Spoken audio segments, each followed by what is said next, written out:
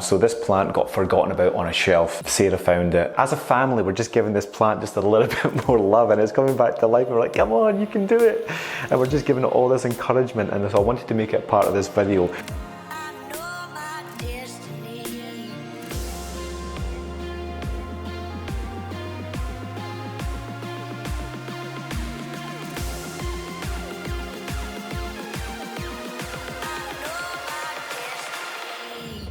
Hey everyone, Stephen Clarke here and welcome back to another wee video. After I created the Soul Pathfinder video, I realised that I was starting to express myself through my own form of art.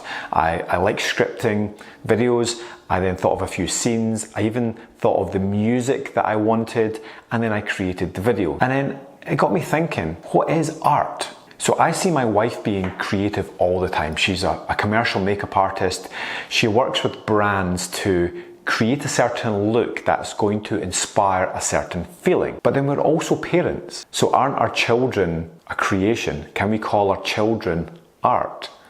And this is when it gets a little bit weird, but also gets interesting. Because did we actually create our children? Or did we just create the right conditions for that creation to be manifest into the world? As much as Sarah was responsible for the majority of that process, you have to ask the question, how much thinking was involved in the creation of children? Did she have to think about how to grow the arms and the legs and the brain and the heart and the lungs? Or did we just create the right environment for that to happen? And so if the greatest creation of all time, our children, happens through us and not by us, then isn't that the same for all works of art? Have all the greatest works of art been manifest into the world because human beings have created the right conditions for it? So a painter has to pick up their paintbrush, right? That's a fairly obvious condition. But then you start to think, what other conditions are needed in order for a work of art to come through? You know, practice, absolutely. Inspiration, some kind of an emotion, courage. One of my clients is a writer and he was stuck on this very book for quite a long time. And after a little bit of coaching, we came to realize that he just wasn't making time for his art, for his creation. There was a few life changes that had clouded his vision and he was stuck. Now this book already existed within him. It just needed the right conditions to come out. So Clarke was kind enough to gift me a copy of the book, as well as the first one that he wrote, which is The Enchanted Deer and the Dreams of the Fool. And this one, his latest one, is The Devious Dragon and the Fall of the Emperor. And the book artwork is very interesting. I'm looking forward to reading it. But he gave me a little note inside, which is really lovely. Hi Stephen, this is the book I was working on, and I owe you a lot of gratitude for helping me get this thing done. Thank you, from Clarke Gillian.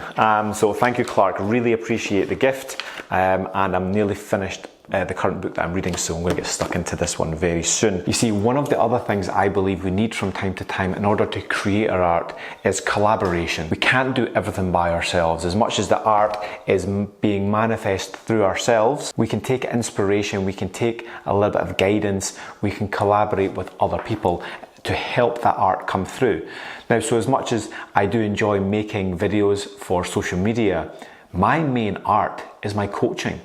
You know, and yes, it's not exactly, fantastic novels, it's not amazing videos, it's not music or dance, not paintings, but we've all got our art, we've all got our ability to create some wonderful things in this world, to create and express our love, our compassion. So when you start seeing things this way, isn't life just one big five-dimensional work of art? We're all the artists. So here's something that I've been starting to think about. Is everything possible? I mean, not just possible, but is everything already in existence?